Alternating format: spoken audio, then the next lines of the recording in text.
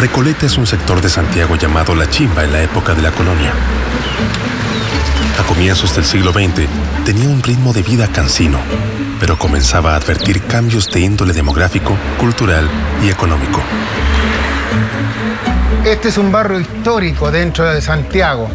Acá tenemos la iglesia franciscana al frente, que data más o menos de la época de la colonia, 1770-80. Posteriormente se construyen todos estos tipos de casonas. Teníamos el trole que pasaba acá, que no había contaminación.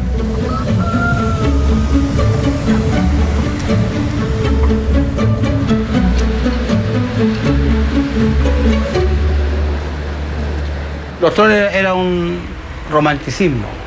Aquí estaba yendo acá, le ría por los troles. Y cuando yo llegué aquí, me acuerdo que también estaba marcada la línea de los tranvías. Bueno, era la perspectiva del barrio, la edificación. Un barrio tranquilo, residencial. Una sociedad cuyos límites espaciales son bastante más acotados y tiene que ver básicamente con que la expansión de la ciudad, estoy pensando fundamentalmente desde mediados del siglo XIX en adelante, se va a realizar primero sobre el área norte, digamos, del espacio que actualmente ocupa Santiago. Independencia, por ese lado había gente que vendía leche, había barracas, muchas barracas de madera. Zapadores para allá, era puro campo nomás. Con el tiempo fue creciendo. Era un sector donde existían muchas canchas, se jugaba mucho fútbol. En el Estadio Carabinero, en Santa Laura, en Independencia. Habían unas nuevas de mate para allá, para ir a Zeta, estaban medias retiradas. Pero las que a mí siempre me hablaron era de las canchas de Recoleta, de las 7 canchas que se llamaban. En Recoleta comenzaron a forjarse distintos espacios de recreación y de convivencia social. El fútbol fue una de las actividades predilectas de la juventud de esa época. Barrio donde nació precisamente el fútbol en Santiago y en donde los colegios eran precisamente los que daban a conocer y practicaban el deporte. Que habría habido en el barrio un club llamado Brasil Fútbol Club. Colores amarillo y verde. Y ellos fueron los que tuvieron la idea como de hacer esto un poco más allá del colegio. Fue fundado en esa ocasión por alumnos del llamado entonces Liceo número 3 de Santiago, y que es el actual Valentín Letelier. Ellos habrían viajado a jugar a Curicó un mes antes,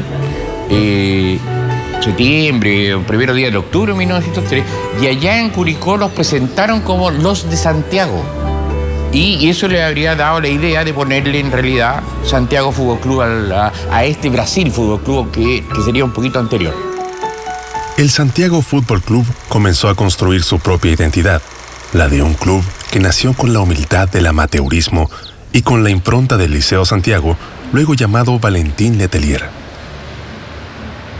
Eran los cimientos de una relación que estaba recién en su génesis.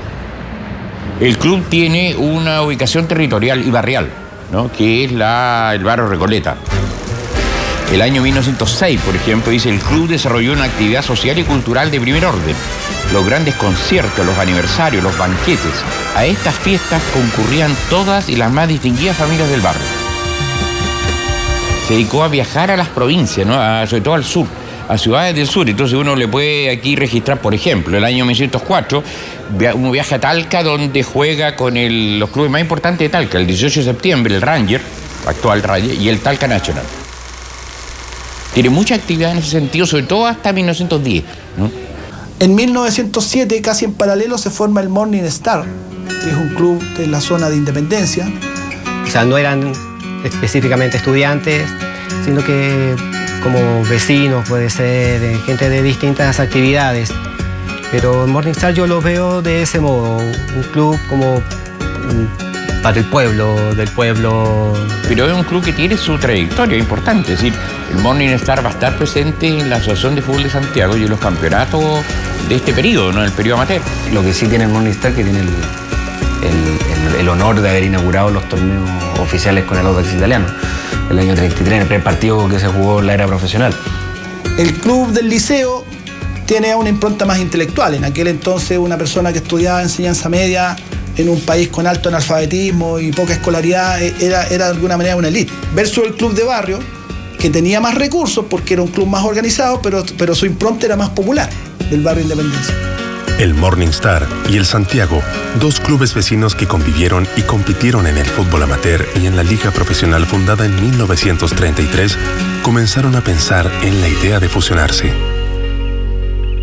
Lo que uno puede deducir de eso es que el Morning Star está, por así decirlo, al borde, dentro de los clubes amateurs más importantes de la Asociación de Santiago, y al borde con el ánimo, con la intención de ser profesional, pero probablemente no le alcanza por sí solo. Entonces busca esto de la fusión, ¿no? Probablemente para tratar justamente de potenciarse entre los dos y generar un club más importante. De la misma asociación le sugieren a los dos clubes, que eran dos clubes chicos, con pocos recursos, fusionarse para hacer un club un poquito más grande. Morning Star con Santiago Fútbol Club se fusionan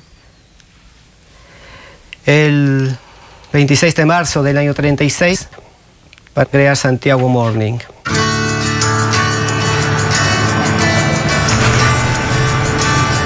Ahora, el Morning Star tenía un uniforme parecido al uniforme alternativo de Vélez Sarsfield, era azul con una B blanca.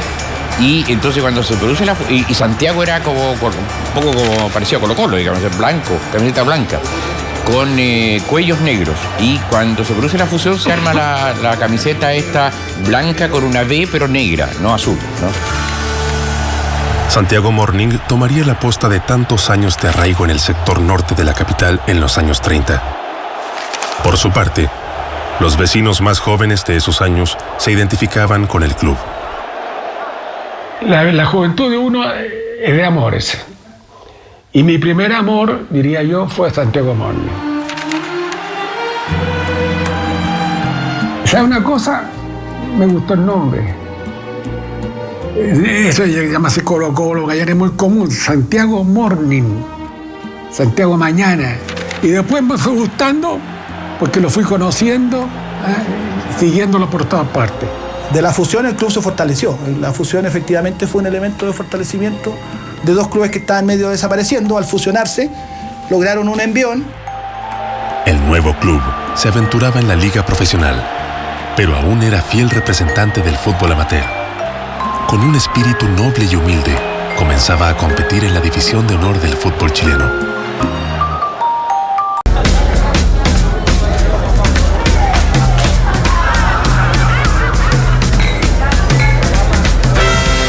La vida nocturna, las tertulias, los cafés y los bares comenzaban a ser parte de este Santiago que ya se encontraba en franco crecimiento. El esparcimiento y la recreación también serían parte de este nuevo Santiago que ya contaba con cerca de 700.000 habitantes. Y en la década de los 30 y en la década de los 40, que es una época donde de una u otra forma el desarrollo cultural es más intenso y significativo en Chile, los cafés, los bares se van a convertir en espacios de encuentro para diferentes grupos sociales y para diferentes personas con distintos intereses personales desde el punto de vista cultural. Al frente estaba la Wally, era un restaurante, fuente de soda que se podría hacer. Y ahí se juntaban los jugadores, los hinchas, todos. Iban allá a conversar, a servirse en buena onda, todo. Vivía el Santiago Morning, vivía el barrio. Era una bohemia sana, no como ahora. O sea, era una bohemia que estaba hasta las 5 o 6 de la mañana. Estaba el famoso restaurante Radical, que era del señor Manuel Mata. Este señor tenía ahí unos clubes de dominó, unos clubes de cacho, de brisca. Había una parte importante del ambiente nocturno, teatral, artístico, que había algunas figuras ahí como Rafael Frontaura, por ejemplo, un gran actor de teatro de la época, que eran hinchas de Santiago Morning. Carlos Cariola, Américo Vargas, ¿ya? Todos tenían compañías, eran compañías grandes. En el Monbillú, en el Bim Bam Boom, ahí se juntaban los bohemios de corazón. Era muy de la característica de los artistas de esa época, digamos. Y él se fue agarrando como una onda a hacerse hincha del Santiago Morning. Los jugadores del club, por su parte, no se abstraían de aquel ambiente festivo y disfrutaban compartir con las amistades un momento de esparcimiento. Cuando pasaba el tiempo, comentaban de quiénes eran bohemios y quiénes no, quiénes se cuidaban más que otros. Y que la directiva los tuvo que frenar y llamar a terreno, decirle, un momento, llevamos el aditivo de bohemio, pero no es para los jugadores, ustedes tienen que cuidarse.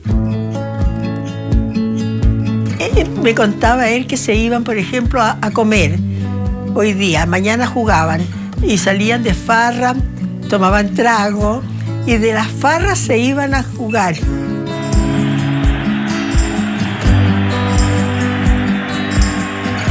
Y lo pasaban regio. Trasnochaban, a veces de donde estaban pasándolo bien, se iban directo a la pega y después a entrenar. Tenían mucha energía estos cabros. Mi padre siempre me contaba que los tipos tenían hábitos de andar en parranda, qué sé yo, de acostarse tarde. Quienes participan de la vida deportiva del club tienen una intensa vida bohemia, una intensa vida nocturna, pero asociada no solo a los bares, sino que fundamentalmente a los cafés y a las tertulias de los cafés, donde se habla de política, de fútbol, muchísimo de literatura, de teatro, de tango, es decir, de una serie de otras actividades. Pero el sueño de vivir del deporte aún estaba lejos. Los futbolistas no estaban exentos del rigor que experimentaba el resto de los trabajadores del país. Trabajaban, no vivían solamente del fútbol, muy poco vivían del fútbol. William trabajaba en la compañía de teléfono y el gerente de la compañía, no me recuerdo quién era, que lo quería mucho, mucho y era hincha de él. Entonces le daba permiso para todo, que faltara, que estrenara.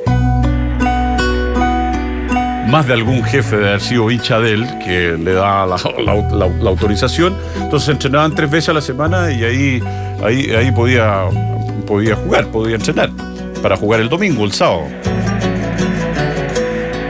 Jugaban por amor al fútbol. Para sorpresa del medio futbolístico capitalino, el Chago compitió cara a cara con los grandes, obteniendo el subcampeonato de 1941, siendo Colo-Colo el monarca de ese torneo. Con William Marín en el arco. No era un arquero, al parecer, elegante, con mucha técnica, era un arquero lo que llamaríamos un arquero atajador. Era muy arrojado para jugar, él se tiraba a los pies, de hecho él se le soltaba el hombro muchas veces. El capitán del equipo era Nocetti, Salvador Nocetti, que era un argentino. Él venía de Vélez Sarsfield, de Argentina, había jugado allá y llega al Santiago Morning. Incluso después es de los tantos argentinos que se queda a vivir acá y muere acá, ¿no? Que es Salvador Nocetti. La delantera Batistoni, argentino, Raúl Toro Casanova y Romo.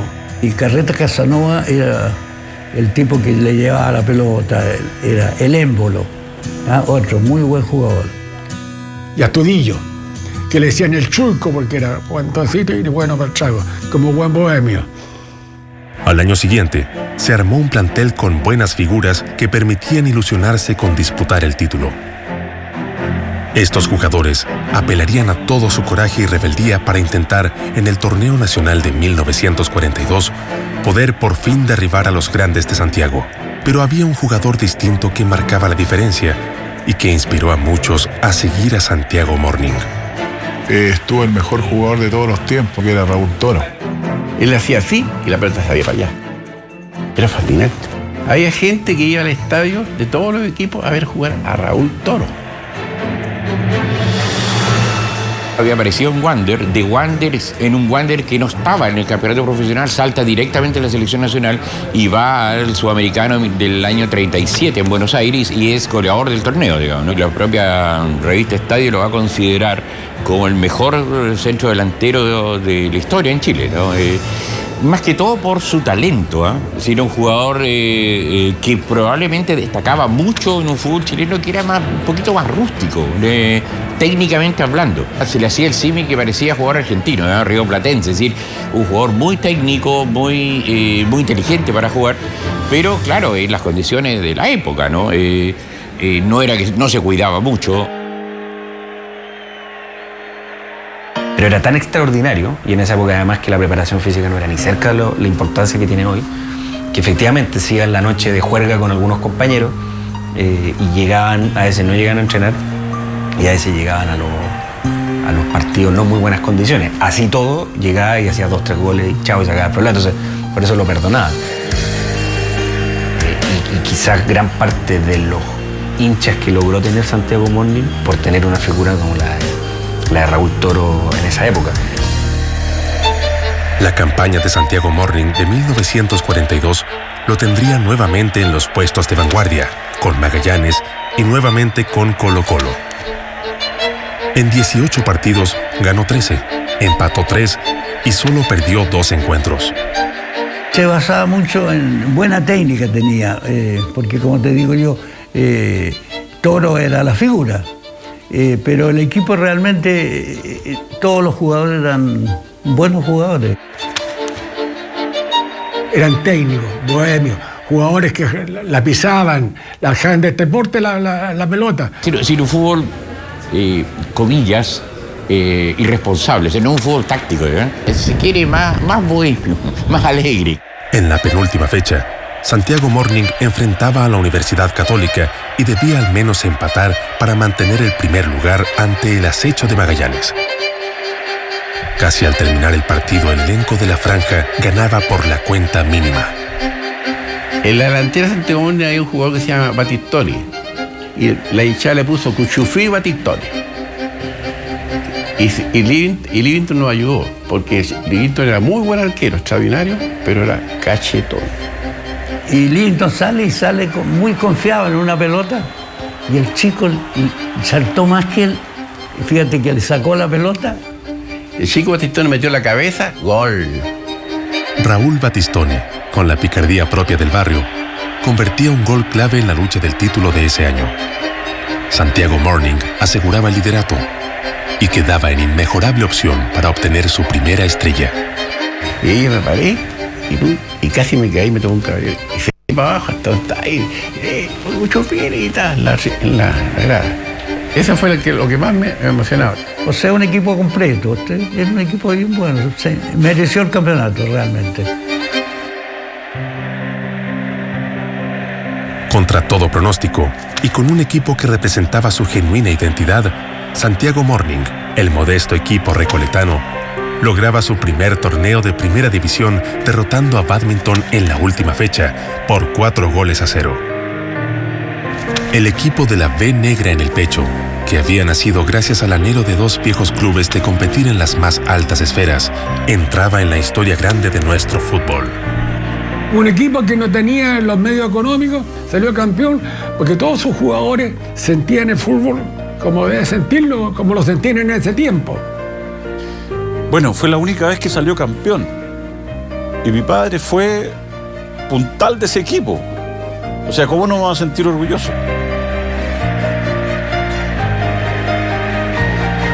Un poco esa cosa del equipo chico que le gana a los grandes el campeonato. Y a lo mejor por eso provocó mucha expectación o mucha simpatía, ¿no? Hizo, para decir una frase, fue una gracia la que hizo,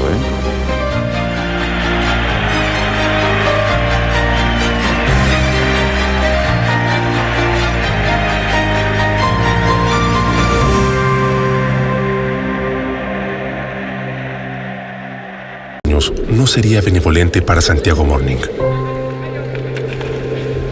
El humilde equipo recoletano tendría un pedregoso camino que recorrer.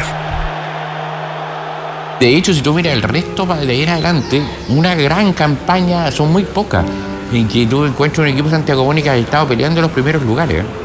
No, por ahí por los 61, parece, o 50 y tanto, hay una vez, pero muy rara vez. O sea, normalmente después de eso va a bajar a los lugares de la mitad para abajo, ¿no? Normalmente.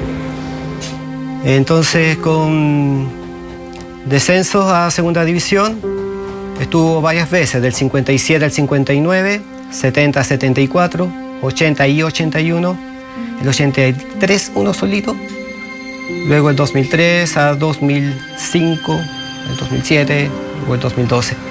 Había ahí una dificultad, durante muchos años jugó en La Pintana, ahora está jugando en el Buera, tiene esa cosa itinerante, alguna vez jugó en Melipilla de local, por ahí alguien estuvo pensando llevarlo a Arica y convertirlo en el club de Arica, que fue una cosa media loca, porque imagínate qué arraigo podía tener el club con Arica. Pese a que tiene un origen súper marcado, identificado con un sector de Santiago, claro, cuando en ese sector de Santiago, salvo el Estadio Santa Laura, que es el único estadio que queda para jugar fútbol profesional, las otras canchas desaparecen, no se pudo afincar nunca en esa zona cuando el fútbol empieza a ser más profesional. Entonces finalmente sigue siendo un club simpático, un club que no tiene enemigos, un club que a todo el mundo le cae bien, pero que no logra generar una base de hinchada más grande, más permanente y con más proyección. Ese formato medio desordenado, poco organizado, es una característica de este club.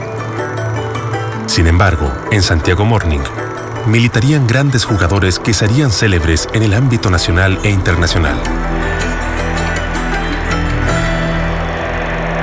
Bueno, el caso Cuacuá es probablemente el más importante de todo, digamos. No viene de las inferiores, viene de barrio, ¿eh? Y comienza como win derecho, ¿no? Como 7 en Santiago del año 49. Y los dirigentes, don Rafael Blanco, entre otros, lo iban a buscar para que viniera a jugar, porque de repente quería jugar en el barrio. Pero era de una calidad impresionante. No, para mí el mejor jugador chileno que de todos los tiempos aquí en Chile, desde que yo jugué fútbol, para mí es el Cuacuá. Le pegaba con la izquierda, con la derecha. Era guapo, aniñado hacia ellos, pero para jugar metía ahí en el cuerpo. No por casualidad va a ser un poco el mentor de jugadores como Jorge Toro, como Chavaco Valdés después, ¿no? Así que se ven a sí mismos incluso como discípulos de Cuacuá Ormazábal, ¿no? Era mi ídolo cuando jugaba en Santiago Morning. Y en ese tiempo era regalón de mi padre, el Cuacuá. Adán Godoy es el jugador más longevo en la historia del fútbol chileno. Surge en Santiago Morning, después hace campañas en Católica, Selección Nacional. Después de varios años vuelve veterano a Santiago Morning y juega en la A y en la B como 10 años, 12 años y se retira a los 44 años. En el torneo nacional de 1969, los bohemios terminarían siendo relegados a la segunda división. Solo 5 temporadas después se formaría un equipo competitivo con muchos jugadores formados en sus propias filas. Y una generación que tuvo Santiago Morning muy exitosa. Estaba Quirós, estaba el Pelusa Pizarro, Pío González, Arrieta, un montón de jugadores que llevaron al Santiago Morning posteriormente a Primera División. Ganaron el campeonato del 74 con una final en Viña del Mar con Everton y subieron a Primera. Y tuvimos, yo diría, una madurez de un grupo de jóvenes que logramos sacar a Santiago Morning en la Primera División. Y ahí yo diría que más de 10, 11 éramos de las canteras, de las cadetes de Santiago Morning. Otro jugador muy recordado es Cubillas, el uruguayo. Es un jugador uruguayo de primerísimo nivel, seleccionado uruguayo, jugó en mundiales, campeón de la Copa Libertadores, jugó en River Plate. Entonces es un jugador que traía un tremendo currículum, ¿no? Y viene a parar el año 75. Nos citan en el mes de febrero, si no me equivoco, marzo, y llega un señor de abrigo largo, de cuero. Nosotros no sabíamos quién era. Lo presenta y él pregunta, dice, ¿quién es el centro delantero? Dice, paró la mano el Pelusa Pizarro, le dijo, yo te voy a hacer goleador a vos. Y todos los centros eran de Cubilla. Centro de Cubilla, cabezazo Pizarro, Pizarro la agarraba de volea o agarraba el rebote, gol. El mensaje de Luis Cubilla definitivamente fue premonitorio.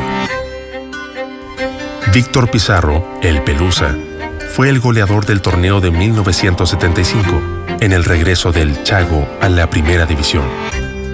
Y jugaba a la galería, ¿no? Eso de hacer túneles, de engrandecer paredes y ofrecérselos casi a la... Yo me acuerdo del Estadio Santa Laura, casi se los mostraba a la galería, ¿no? O sea, casi los... Y él fue el primero que se opuso a que que se jugara fútbol el 1 de mayo. Tuvo una señal en el contexto de la época. El 1 de mayo del 75 había Copa Chile. Y Cubilla dijo: yo no juego. ¿Por qué? Porque el Día del Trabajador. Y lo dijo en Chile 75. Y no jugó. Y nadie le dijo nada.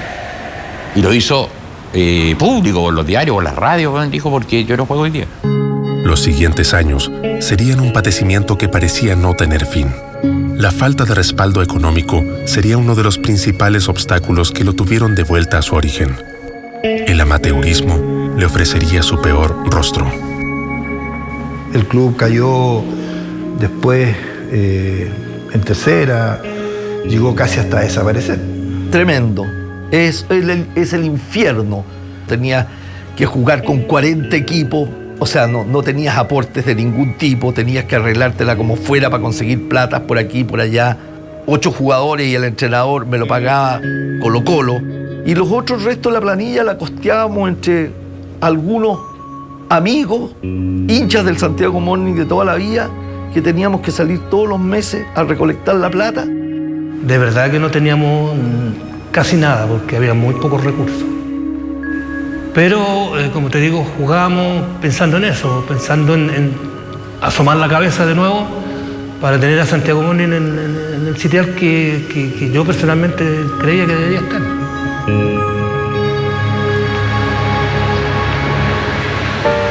A mediados de los 90, se reactivaría la relación con el gremio de los empresarios autobuseros, que comenzó en los años 40 y que existiría intermitentemente con el paso de los años. Demetrio Marinakis, ex estudiante del Liceo Valentín Letelier y ligado al sector norte de Santiago, lideraría el reencuentro de los microbuseros con el club. Se acerca gente del directorio muy antiguo de Santiago Morning, que lo mantenían vigente en tercera división, específicamente don Rafael Blanco, y junta al gremio autobusero por medio que estaba a la cabeza de Demetrio Marinakis, y simbólicamente él dice: le entrego el club porque él ya tenía su edad bastante avanzada y ya no estaba en condiciones de poder seguir manteniéndolo también económicamente. Entonces yo tuve la suerte de tener el apoyo de Peter Rajicic, que me pasó para la tercera división, me pasó casi un equipo completo, la sub-23 de Colo-Colo. Luis Rodríguez, jugador de vasta trayectoria en primera división, se encontraba en el final de su carrera a comienzos del año 1996. Fue tentado para ser parte del plantel que pretendía reposicionar a Santiago Morning en el fútbol profesional en la temporada que estaba próxima a comenzar. Bueno, me encontré con una realidad bastante amateur, como es la tercera división, queriendo darle a los dirigentes un carácter un poco más profesional. Fijamos un poco las bases y los muchachos tendieron a seguirnos. Entonces se hizo un cuerpo muy bueno que provocó al final que saliéramos campeones. Con Calera acá en Santiago, donde quedó gente fuera. Y ganamos ese partido 3-1, lo ganamos. Fue en el estadio de la Universidad de Santiago. Me acuerdo, yo fui con mi hijo a ver subir al Chaco, porque queríamos que subiera, además, o sea, y estaba lleno el estadio. Me recuerdo que había gente con banderas del Auda, con banderas del Magallanes, no mucho, ¿no? 1 o 2 personas que estaban, pero había gente con banderas de otros clubes, y con bandera de la U.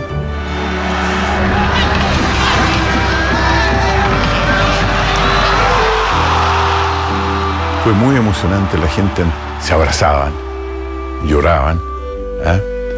El infierno de tercera división quedaba atrás y el equipo oriundo de Recoleta soñaba con volver a la división de honor del fútbol chileno. Y después me parece que en 1 o 2 años llega a la A de nuevo. O sea, fue un vertiginoso ascenso. Estamos hablando de finales de los 90. Asciende y hace una muy buena campaña al retorno en primera. El 99, 2000, 2001 hace excelentes campañas. Profunda para Cañete, está llegando Francisco Cañete, el bueno de Santiago Morning. Se mete en liguilla, le hace grandes partidos a Católica, a Colo-Colo, llega a una final de Copa Chile. Lamentablemente, luego de esta buena campaña que los lleva incluso a la liguilla pre-Libertadores, el club comienza una baja futbolística que trae un nuevo descenso en 2002. A esta caída en el campo se adiciona también la ruina del gremio microbusero con el arribo del Transantiago. Pero así como fue feneciendo y desapareciendo el gremio como tal, también nos fue muriendo Santiago Morning. Subsistimos, digamos, a duras penas 2003-2004 y al final del 2004 nos vemos en la necesidad de acudir a alguien que nos pudiera ayudar financiera, económicamente, para tener un club tan querido, un club que tenía ya a ese entonces 100 años de vida en el 2003, un empresario solvente, un empresario que le gusta el fútbol, y me refiero directamente a don Miguel Nasur, que inmediatamente en el año 2005 fuimos campeones y salimos de esa etapa terminal que nos encontrábamos, salimos y florecimos y subimos a Primera División. Este experimentado hombre de fútbol delineará el rumbo del Chaguito desde fuera de la cancha, ya que dentro de ella tendrá un gran aliado futbolístico. Bájala. Hicimos unas pruebas en el Barrancón y en una de las pruebas aparece Esteban Paredes y la verdad que faltaron solamente 2 minutos verlo jugar para darse cuenta de qué es lo que era. Me probé 10, 15 minutos y me hicieron a un lado donde estaba el Marcelo Pacheco, Benjamín Valenzuela, también estaba entonces en Santiago Morning de profesores. Lo orientamos mucho, lo ayudamos mucho, le conseguimos beca alimenticia en un restaurante en el centro, le ayudamos con los pasajes para que se viniese de su lugar donde él vivía. Y Esteban fue un hombre perseverante que estuvo siempre ahí, pues un jugador que marcaba la diferencia. Cuando yo llegué con Hernán Godoy a Santiago Morning en diciembre del 2002, Santiago Morning nos hace un grupo de proyección. Ahí estaba Esteban Paredes. Estaba Fernando Manrique, Michel Río, Nicolás Ortiz, Washington Torres. Y ahí, bueno, Paredes venía de ser campeón con Puerto Montt en la primera B, con Sergio Nishiburu. Era un gran jugador, un buen remate de izquierda, especialista en táctica fija, los tiros libres, penales. Las vivió todas. Vivió las temporadas en Segunda División, fue campeón y goleador de Santiago Morning en el 2005 cuando subimos a Primera División. Hice como 27 goles donde ya ahí como que ya me despegué un poco.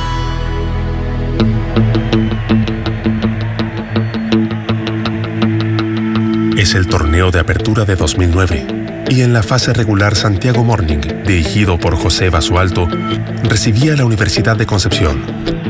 Parecía un partido más, pero sería un encuentro donde Esteban Paredes quedaría en la memoria colectiva de la hinchada de este club centenario.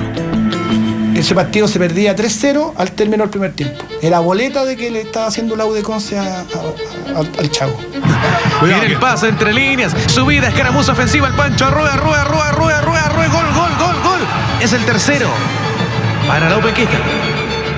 Llegamos al camarín, le insistimos a ellos de que no era difícil revertirlo, de que ellos creyeran en ellos y en el trabajo que habían hecho. Y entraron convencidos. Y en el segundo tiempo, Paredes hace 4 goles. Ahora buscando el cuadro del Chago Morning. Paredes. ¡Gol!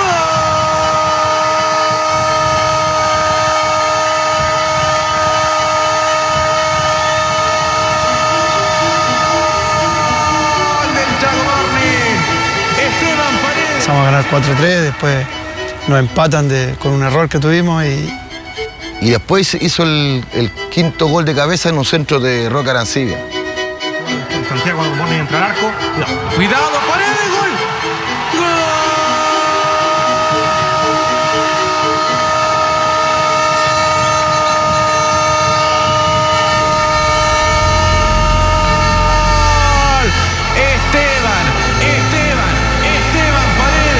Y la U de Conce tenía buen equipo, muy buen equipo. Así que ese partido nunca se me ha olvidado.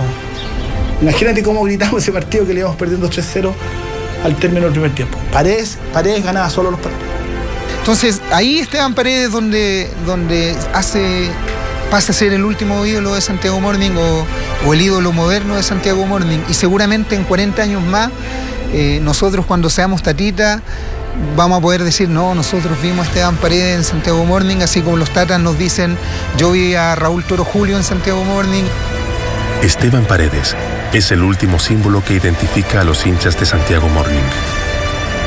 Un club romántico de más de 100 años de historia que se niega a perecer, pues su recuerdo está aún latente en sus longevos hinchas. Por el contrario, pretende seguir peleando, así como lo soñaron y lo hicieron sus antepasados.